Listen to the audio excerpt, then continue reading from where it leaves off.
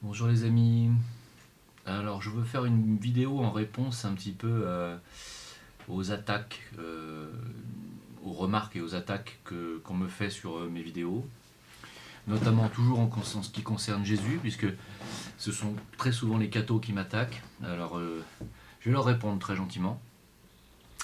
Euh, Croire en 2016 encore que Jésus est le Fils unique de Dieu ou serait Dieu lui-même, aurait été Dieu lui-même, je dis, moi, je le dis et je l'affirme, je dis que c'est grave de croire encore ça en 2016. Dieu ne peut pas avoir un fils unique, nous sommes tous ses enfants, nous sommes juste quelques milliards d'enfants de Dieu. Toutes les créatures qui vivent sur cette planète sont les créatures de Dieu. Comment pourrait-il envoyer son fils unique? Est-ce que c'est intelligent? Est-ce que ça a un sens? Sincèrement. Euh, Ça n'a aucun sens de penser que Jésus était le Fils de Dieu. Hein. Euh, Quant au fait qu'il aurait été Dieu lui-même, ben enfin, s'il avait été Dieu lui-même, il se serait laissé clouer sur une croix, au lieu de montrer sa toute-puissance. Vous croyez, franchement?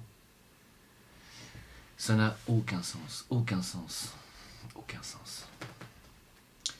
Moi, je n'affirme pas, je dis que je vois un schéma évolutif identique chez Jésus, chez Bouddha, chez d'autres grands guides de l'humanité. Ce schéma, c'est la compassion, le don de soi, l'amour universel de l'humanité, l'envie d'émanciper les autres de la souffrance, l'envie de faire le bien. Voilà la constance que je remarque, le schéma évolutif que je remarque chez ces humains qui sont devenus divins. Et là, je suis d'accord, Jésus est devenu divin par son chemin de vie, par son cheminement, par son exemple. Là, oui, je veux bien admettre ça, et il n'y a pas de souci. Moi, je suis quelqu'un qui vénère Jésus, qui vénère le Christ, qui vénère Bouddha. Je suis en admiration devant ces hommes qui forcent le respect par leur comportement de vie et les leçons qu'ils nous ont données, le chemin qu'ils nous ont montré, le chemin à prendre pour tout être qui veut évoluer, qui veut devenir un bodhisattva, comme disent les orientaux, c'est-à-dire un être accompli, un mahatma, une grande âme. Quelles sont les valeurs de l'âme? L'amour inconditionnel, le don de soi, le sacrifice de son ego pour le bien-être des autres, la générosité, la compassion, l'empathie, le désir de construire des choses positives pour tout le monde, de soulager la souffrance des humains, des animaux, de ne pas polluer les végétaux, de ne pas gâcher la nature. C'est ça les qualités d'âme. Toutes les personnes qui vivent dans cette mouvance, dans ce schéma de vie, sont des gens qui tendent à l'évolution vers l'évolution qui a été celle de Jésus, celle de Bouddha, celle d'Amma. Parlez, écoutez Amma, vous allez entendre exactement ce que je vous dis. Je ne me compare pas à Amma, hein, je suis pas. Mais ce qu'a fait Jésus, s'il n'avait pas eu de don de guérison, Jésus aurait fait ce que fait Amma aujourd'hui. Il aurait donné de sa personne pour certainement donner de l'amour, prendre les gens dans ses bras, et puis essayer de collecter des fonds, un maximum de dons, pour faire construire des hôpitaux, des maisons pour les femmes, des écoles pour instruire les femmes, parce que dans ces pays-là, les femmes n'ont pas accès à l'instruction, vous le savez. Voilà ce que fait Amma quand elle récolte des dons à travers l'Europe ou à travers les États-Unis. C'est pas pour elle. Elle ne désire absolument rien pour elle, Amma. Rien du tout. Elle fait construire des ashrams où elle a sauvé des centaines de personnes pendant les tsunamis, par exemple, qu'il y a eu là en 2005, je crois, je ne me rappelle plus, 2004. Elle a sauvé des gens, elle a sauvé des centaines de personnes. Elle a même interrompu sa tournée européenne parce qu'elle sentait que ça allait arriver. Hein. Elle l'avait senti venir. Donc, euh, quand on prend les exemples de tous ces êtres, de tous ces guides de l'humanité, ils ont tous été des phares. Et ils ont tous suivi un schéma d'évolution. Tous le même schéma. Et c'est là où moi je dis, il y a différents stades d'évolution qui amènent un être humain à devenir un guide à sa façon, sur son chemin, selon son propre rayon d'évolution, il peut être un grand artiste, il peut avoir été... On ne devient pas Mozart du jour au lendemain. Mozart a été Mozart parce qu'avant d'être Mozart, il a vécu des vies en tant qu'apprenti musicien. Il a peaufiné sa connaissance musicale encore entre deux vies. C'est impossible de naître et à 4 ans de savoir déjà composer, ni jouer d'un instrument comme il en jouait. C'était une prédisposition. Qu'est-ce qu'une prédisposition? Une prédisposition, ça veut dire que vous avez déjà dans vos cellules, vous avez déjà fait un travail qui est déjà enregistré dans vos cellules. Comprenez ça? Donc, il y a différents stades d'initiés, différents stades de guides spirituels. D'ailleurs, certains initiés ne sont pas spécialement spirituels. Par exemple, si on prend Mozart, qui était un initié de 3e degré, on n'est pas un compositeur de cette trempe, de ce génie-là, si on n'est pas déjà quelqu'un de très avancé sur le chemin de l'initiation. Qu'est-ce que l'initiation? Ça, je vais en parler après. Mais par exemple, Léonard de Vinci, hein, c'est pareil. C'est des gens qui ont passé leur vie à essayer d'amener l'humanité à un autre degré, hein, à une autre échelle. C'est ça. Que ce soit un grand bâtisseur, architecte, ou que ce soit un grand musicien, que ce soit un grand peintre, que ce soit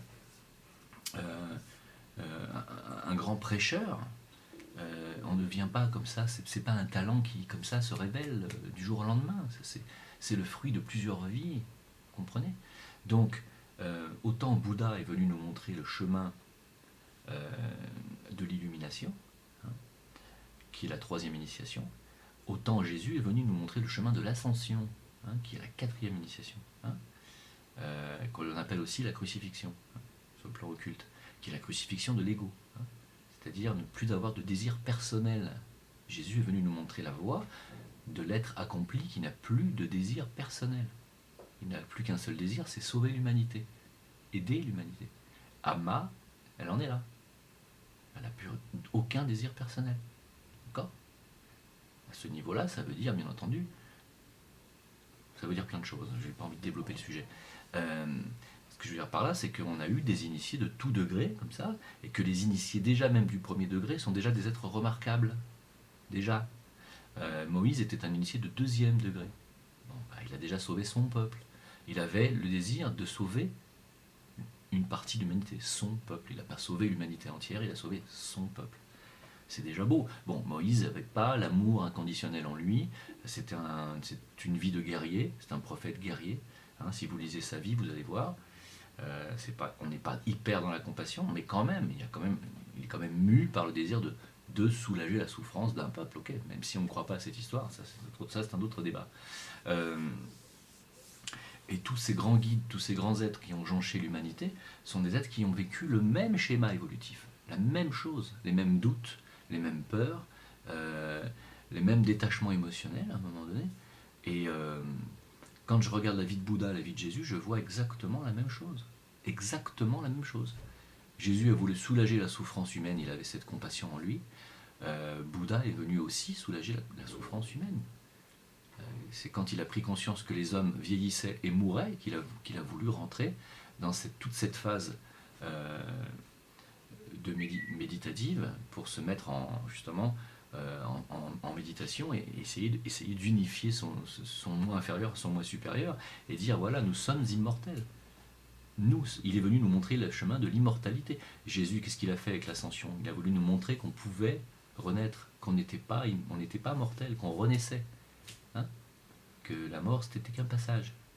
C'est la même chose. C'est la même chose. Tous ces êtres suivent un schéma, et ce schéma, c'est le schéma vénusien de Sanat-Kumara. Alors, si vous lisez et que vous vous intéressez un petit peu à tout ça, si vous y intéressez pas et que vous ne connaissez pas, faites une recherche. Qui est Sanat-Kumara? Il y a un site qui s'appelle Le Tibétain, vous tapez sur Google Le Tibétain, et vous allez avoir toutes les informations que vous voulez. Sanat-Kumara est un Vénusien, un archange, puisque sur Vénus il n'y a que des anges et des archanges. C'est une planète ascensionnée. Donc elle est sur la 5e dimension, ce qui n'est pas notre cas, nous sommes sur la 3e. C'est notre grande sœur Vénus. Hein. Et Sanat-Kumara est venu il y a 18 millions d'années sauver la planète de la destruction. Elle était vouée à la destruction comme la Lune l'a été détruite. Voilà. Donc Sanna-Kumara est venu avec son armée d'anges, ils étaient 128, quelque chose comme ça, je ne veux pas dire de bêtises, mais à peu près. Et c'est lui qui a créé la fraternité blanche, la fraternité de Shambhala, et qui a ensuite choisi parmi les hommes les plus évolués d'en faire des disciples de divers degrés, puis de les initier, de leur donner l'initiation. Et l'initiation est la maîtrise de tous nos corps. Donc quand on a la première initiation, on a la maîtrise de notre corps physique. Quand on a la deuxième initiation, on a la maîtrise de notre corps émotionnel. Et quand on a la troisième initiation, on a la maîtrise de notre corps mental, ce qu'on appelle l'illumination. Quand on a la quatrième initiation, on a la maîtrise de notre ego, qu'on appelle l'ascension, ou la crucifixion, qui est la crucifixion symbolique de l'ego. Puis on a la cinquième initiation qui nous amène à être un bodhisattva, un maître de sagesse. Voilà. Et les maîtres de sagesse ne sont pas tous incarnés en ce moment sur Terre. Quand Jésus était à l'époque de Nazareth, les 3 rois mages étaient 3 maîtres de sagesse, que l'on connaît sous le nom aujourd'hui de maître Moria, maître Kutumi et maître Jewalkul. C'était les 3 rois mages. Voilà. Et c'était 3 maîtres de sagesse qui sont venus instruire Jésus, le protéger, et aussi suivre son évolution jusqu'à l'amener. Vous savez, pendant 10 ans, Jésus a disparu. Ils l'ont amené en Orient où il a suivi, une éducation de guérisseur. Hein. Il n'est pas arrivé comme ça non plus en connaissant toutes les techniques de guérison, même s'il était essénien. Hein. Il est venu apprendre la méditation aussi pour se reconnecter, même s'il était déjà lui-même initié de 3e degré. Hein. Voilà. Et oui, on ne reçoit pas le Christ en soi. Le Christ n'est pas Jésus. Hein. Le Christ est un archange. Hein. C'est un vénusien aussi, hein, le Christ. D'accord ? C'est le plus haut initié des archanges. Hein. On l'appelle le maître des maîtres, le grand enseignant. Hein. Il est le maître de la fraternité des maîtres de sagesse, là. J'ai le Christ. Il est un être qui ne peut s'incarner lui-même physiquement. Hein. Je dis ça pour ceux qui attendent son retour. Le Christ ne se réincarnera pas. Le Christ prendra ce qu'on appelle un avatar, comme il l'a fait avec Jésus, c'est-à-dire qu'il devra parler à travers un disciple de haut degré, un initié. Hein. Et il faut un initié de 3e niveau, un initié qui a déjà la maîtrise de son corps mental, et qui est capable de parler par télépathie. Hein. Les initiés de 3e degré sont souvent des télépathes. C'était le cas de Jésus, hein, qui entendait des voix. On a eu Jeanne d'Arc qui entendait des voix. Jeanne d'Arc était initiée aussi de 2e niveau. Hein. Voilà. Mais quand on est initié de 2e niveau, on a déjà aussi les perceptions. Elles ne sont pas aussi parfaites qu'au 3e niveau, mais elles sont déjà bien. Il faut comprendre ça. Donc, pourquoi je dis ça ? Parce que le Christ est un vénusien. Sanna-Kumara est aussi un vénusien. Alors, Sanna-Kumara est donc venu sauver la planète et l'humanité il y a 18 millions d'années. Et il a créé donc toute cette fraternité de maîtres de sagesse, d'initiés de divers degrés, de disciples de divers degrés de sa fraternité, de cette hiérarchie spirituelle qui est sur la planète, autour de nous, dans le monde mental supérieur et bouddhique. Hein. Et ils sont là, ils ne peuvent pas tous s'incarner physiquement, ils n'ont pas tous l'envie de s'incarner physiquement non plus, parce que quand on arrive à la 4e initiation, on brise la chaîne de la réincarnation, on n'a plus besoin de se réincarner physiquement, donc on a épuré tout son karma, et on ne se réincarne que si on le désire. Hein. Et quand on est un ange ou un archange, on ne peut pas venir s'incarner physiquement, parce qu'on n'a pas les véhicules on n'a pas de corps physique. Il n'y a que les humains qui ont un corps physique, éthérique et physique, qui leur permet de descendre dans ce plan d'incarnation physique qu'est la planète Terre. Les anges et les archanges ne peuvent pas descendre sur cette planète. C'est pour ça qu'ils comptent sur l'humanité, et c'est le but de l'humanité, notre but à nous, d'apporter la lumière de la fraternité blanche et la lumière spirituelle, cette lumière de Dieu, cette lumière du Christ, cette lumière de tous ces êtres lumineux. C'est à nous de la faire descendre en nous et de l'apporter ici, dans cette dimension. C'est notre but. C'est pour ça que tous les gens, tous ces catholiques à qui je m'adresse, et les autres, hein, j'ai rien contre les catholiques en particulier, c'est parce que vous m'attaquez beaucoup. Vous ne comprenez pas, quand vous dites que vous attendez le retour du Sauveur, il ne viendra pas vous sauver. Personne ne viendra vous sauver, ici-bas. Vous n'êtes pas ici dans un monde où on peut venir vous sauver. Vous comprenez ça ? Vous êtes ici dans un monde où on attend de vous que vous sauviez ce monde. Sanna-Kumara lui-même n'a jamais pu venir s'incarner physiquement. C'est pour ça qu'il a créé cette hiérarchie d'êtres, hein, et qu'il a donné cette capacité aux humains devenir à son niveau. Hein. Nous avons cette capacité, nous, d'aller dans tous les plans d'existence. Mais eux ne le peuvent pas. Ils ne peuvent pas descendre ici bas, parce qu'ils n'ont pas les véhicules. Ils ne peuvent pas. Si un archange venait s'incarner physiquement dans le plan physique, ça créerait des cataclysmes. Hein, parce que les énergies sont puissantes. Hein. Donc, Sanat-Kumara s'est incarné il y a 18 millions d'années pour sauver l'humanité, je l'ai déjà dit, la planète. Et donc son schéma a été de venir donc de chuter dans la matière, et il l'a fait volontairement pour nous aider. Alors, est-ce que Sanat-Kumara est Lucifer? Moi, je pense que oui, parce que leurs schémas sont quand même très identiques. Il est venu sauver l'humanité, il est venu chuter dans la matière pour sauver les humains de la destruction. L'humanité de l'époque, c'est-à-dire les primates que nous étions. Hein. La planète Terre était vouée à la destruction. Hein. Il a dit non, moi j'interviens, je veux que cette humanité s'en sorte, que cette planète qui est magnifique, je veux qu'elle puisse quand même perdurer. Et il est intervenu.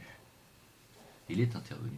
Est-ce qu'à l'époque, la planète Terre était vouée à la destruction parce qu'elle était parasitée par des espèces venant d'ailleurs qui ont fait de l'humanité des esclaves, par exemple, comme c'est écrit dans les récits sumériens, qui ont été écrits avant la Bible? Je pense que c'est ça. Moi, personnellement, c'est ma vision de l'évolution de l'humanité, je pense que c'est ça. Je pense qu'il y a eu des êtres venus d'une autre constellation, d'une autre planète, d'un autre système, qui sont venus parasiter notre planète Terre, qui se sont servis de l'humanité peu évoluée de l'époque, qui étaient des primates, peut-être des aborigènes, peut-être, peu importe, peut-être on était allé au stade de bonobo, vous voyez, on était encore, je parle de cette époque-là, hein, l'époque qu'il y a dans 2001 l'Odyssée de l'espace, si vous regardez ce film de Kubrick, vous voyez l'humanité comment elle était au départ, hein, nous étions des primates. Hein. Les récits sumériens nous disent que des êtres venus de l'espace sur des vaisseaux volants, hein, c'est eux qui le disent, hein, c'est écrit dans les récits sumériens, sont venus génétiquement nous modifier pour nous faire évoluer et pour faire de nous des esclaves. Peut-être que c'est pour ça que le Conseil galactique, que le Conseil du système solaire a décidé que la planète Terre allait être détruite. Parce que ces êtres malfaisants étaient venus pour véroler et pour gâcher notre évolution naturelle. Peut-être est-ce pour ça, et parce que ce sont les reptiliens, hein, qui ont fait ça, les Dracos. Peut-être parce qu'ils sont puissants sur le plan technologique et qu'ils ne pouvaient pas les contrer technologiquement. Peut-être ils ont décidé de détruire la planète. Et c'est donc Sanat-Kumara, le Vénusien, l'archange, qui a dit on ne va pas détruire cette planète, moi je vais intervenir. Il est donc venu s'incarner physiquement, enfin non, pardon, il ne s'est pas incarné physiquement, il a chuté dans la matière avec son armée d'anges pour contrecarrer ces plans de manipulation génétique de l'humanité. Et donc, lorsque les reptiliens ont créé les premiers Homo sapiens, qui ont été Adam et Ève, sur le plateau d'Éden, c'est qu'on appelle l'Éden chez les Sumériens, non, c'est le jardin d'Éden dans la Bible. Hein, dans les récits sumériens, la plaine des Sumériens s'appelait l'Éden. Je sais pas si, là encore, si vous êtes catholique chrétien et que vous avez été un petit peu honnête intellectuellement, vous voyez le parallèle quand même. Hein, c'est écrit dans les tablettes sumériennes. Le plateau irakien s'appelait l'Éden. Hein, voilà. Je pense que c'est ça. Je pense que le fameux Lucifer qui est venu intervenir et qui est venu éveiller Ève en lui faisant manger de la pomme, c'était pas une pomme, c'était que je pense très probablement qu'elle a dû, il a dû peut-être lui ouvrir les yeux avec peut-être en la faisant, je ne sais pas comment, hein, mais c'est une métaphore la pomme. Hein. Je pense que c'est ça. Je pense que Sanat-Kumara est venu avec ses armées d'anges éveiller cette humanité, Homo sapiens sapiens, qui venait d'être créée génétiquement par les Dracos. Et je pense qu'il est venu eh bien nous sauver de l'esclavage, de notre condition d'esclave. Hein. Et ensuite, les Sumériens, les Dracos, qui étaient toujours là, les reptiliens, bien, ont fait de Sanat-Kumara un diable, l'ont diabolisé. Hein. Et oui. Alors qu'en réalité, le grand gouverneur des Sumériens, le grand gouverneur des Dracos, alias Enlil, s'appelait Sat-Am, hein, le grand gouverneur, Sat-Am, Satan. Hein. C'est pour ça que moi je dis que Satan est Lucifer. Si Lucifer est Sanat-Kumara, c'est-à-dire le porteur de lumière, c'est bien comme ça qu'on l'appelle, on l'appelle porteur de lumière. Phosphoros, hein, chez les Grecs. Hein. Phosphoros n'a rien à voir avec Satan, rien. D'ailleurs, on dit que Lucifer vient de Vénus, on l'appelle l'étoile du matin. Hein, l'étoile du matin, c'est la lumière. Alors que Saturne, Satan, on dit qu'il est lié à Saturne. Quel rapport? Satan et Lucifer ne sont pas les deux mêmes personnes. En ce qui me concerne, je peux me tromper. Attention, je peux me tromper. Moi, je parle de Sanat-Kumara. Je dis il serait, à mon avis, la même personne que Lucifer. Je peux me tromper sur ça. Peut-être que Sanat-Kumara n'est pas Lucifer. Tout ce que je sais, c'est que tous les êtres spirituels qui ont jonché l'humanité, que ce soit Jésus, Bouddha ou tous les autres, on suive l'évolution initiatique de Sanat-Kumara. Voilà. Ça, c'est une certitude. Certitude, parce que Alice Bailey elle-même fait partie de la hiérarchie des êtres de Sanat-Kumara. Voilà. Et qu'elle a reconnu Jésus, Bouddha, à la fête de Vesak, à laquelle elle s'est retrouvée invitée. Voilà. Et elle a reconnu Sanat-Kumara, elle a reconnu les êtres de sagesse. Hein, évidemment, elle était en sortie astrale. Hein. Ça ne se passe pas sur le plan physique, cette fête-là. Et c'est tous les ans à la pleine lune de mai. Hein. Donc, pour moi, c'est assez clair dans ma tête. Pour moi, c'est assez clair. C'est même très clair. Pour moi, Jésus est un être qui était, il y a 2000 ans, au stade de passer sa 4e initiation. Il l'a passé physiquement. Et il est ensuite devenu, un siècle plus tard, un maître de sagesse en passant sa 5e initiation. Il est aujourd'hui un maître de sagesse. Hein. Le Christ est toujours l'enseignant des enseignants. Et Sanat-Kumara est toujours le régent de la planète spirituelle, bien qu'il soit retourné sur Vénus et qu'il a laissé cette régence à Bouddha. Il a depuis 1956. Voilà. Voilà, il faut le savoir, ça. Régence qu'il partage aussi avec Maître Saint-Germain. Voilà. Donc, un jour, je vous parlerai des maîtres de sagesse, je vais vous en parler, de la hiérarchie des maîtres de sagesse, de la présence Ayam que nous sommes, et vous comprendrez que toute cette évolution de l'humanité est d'aller vers le même chemin. C'est un chemin christique, c'est un chemin d'évolution vers l'amour, la compassion, vers les qualités de notre âme à tous. Nous avons tous une âme individuelle, et toutes les âmes sont reliées entre elles sur le plan de l'âme, sur le plan bouddhique. Toutes les âmes sont reliées entre elles, toutes les âmes ont les mêmes qualités d'âme. Amour, compassion, don de soi, toutes. Et nous tendons tous à aller vers ces qualités d'âme en évoluant. Plus nous allons évoluer, plus nous allons devenir des Jésus potentiels, des Bouddhas potentiels, tous. Et quand nous serons arrivés tous au stade de Jésus où il était il y a 2000 ans, l'humanité fera un bond en avant. La planète ascensionnera. Comprenez bien que les planètes, l'évolution de la planète est liée à l'évolution de son humanité. Si la Lune est morte, c'est parce que l'humanité a quitté la Lune. La Lune est devenue un astre mort le jour où l'humanité l'a quitté. Si demain l'humanité quitte la Terre mourra. C'était le symbole d'Excalibur et du roi Arthur. Lisez cette métaphore, lisez cette histoire. Terre et roi sont un. Lisez cette histoire. Le roi est le symbole de qui sur Terre? Du Christ.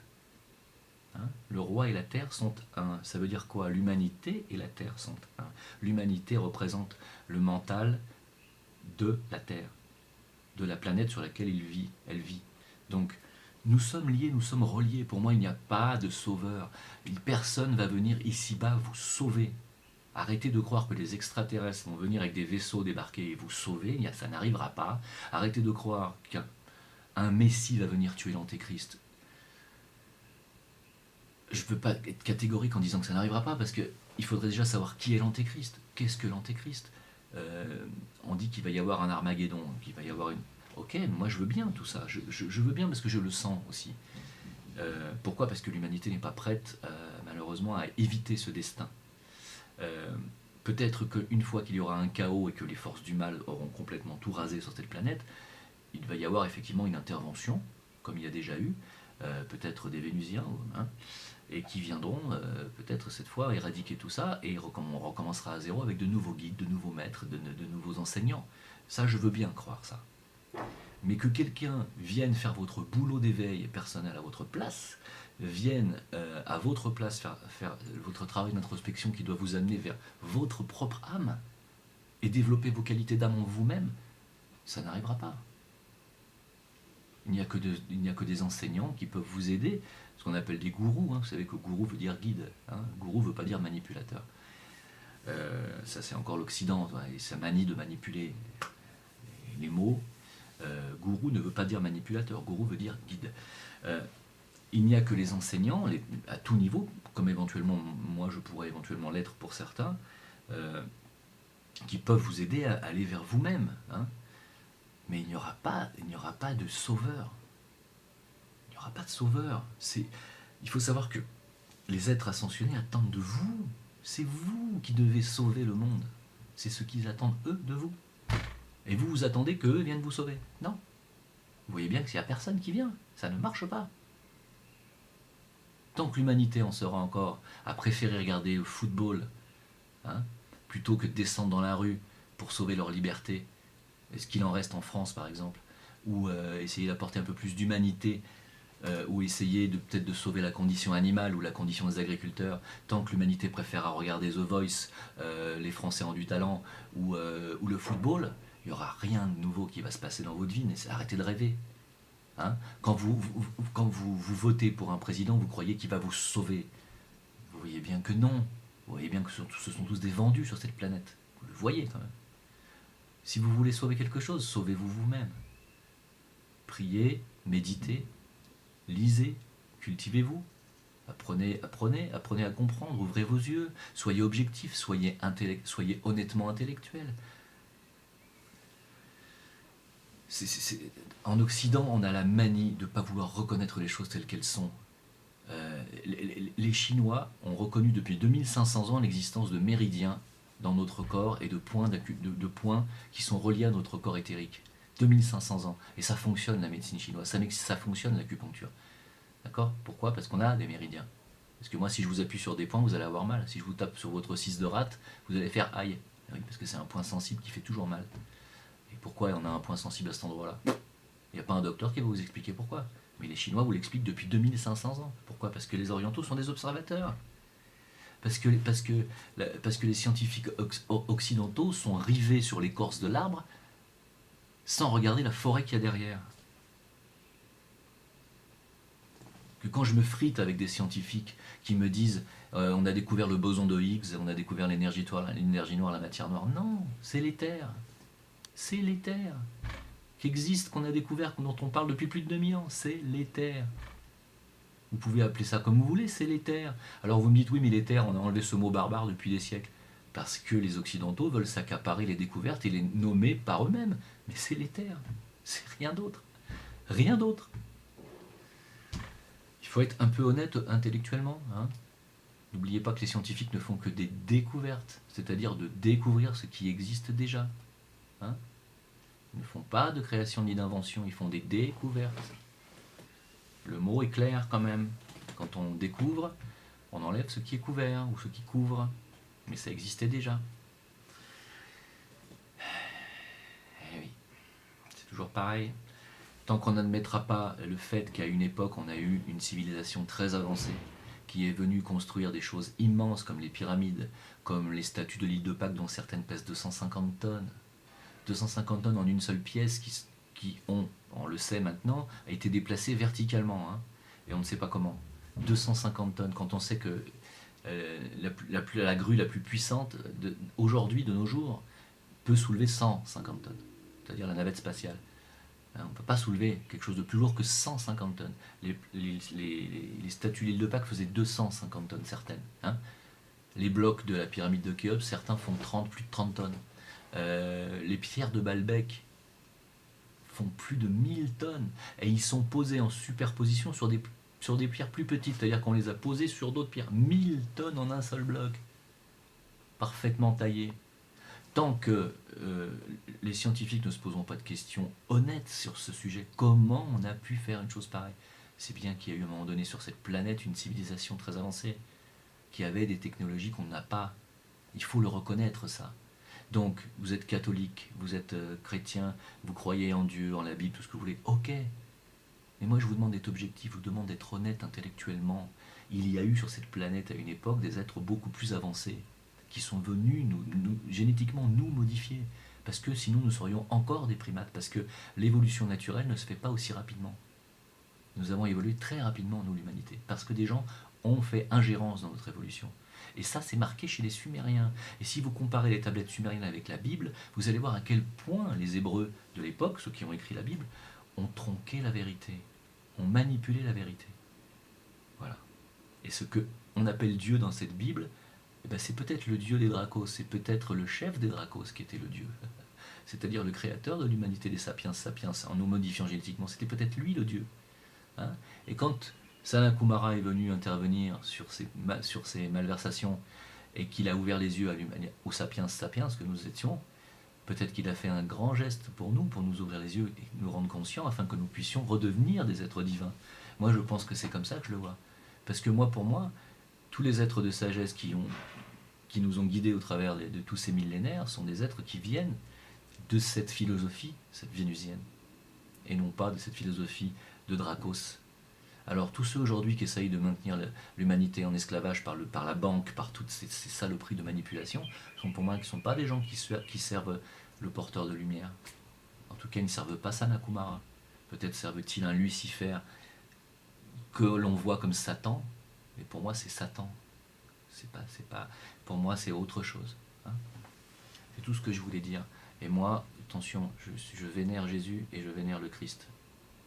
Ne nous trompons pas. Je ne suis pas quelqu'un qui prône le satanisme. D'accord ? Voilà, c'était ma mise au point. À très bientôt. Au revoir.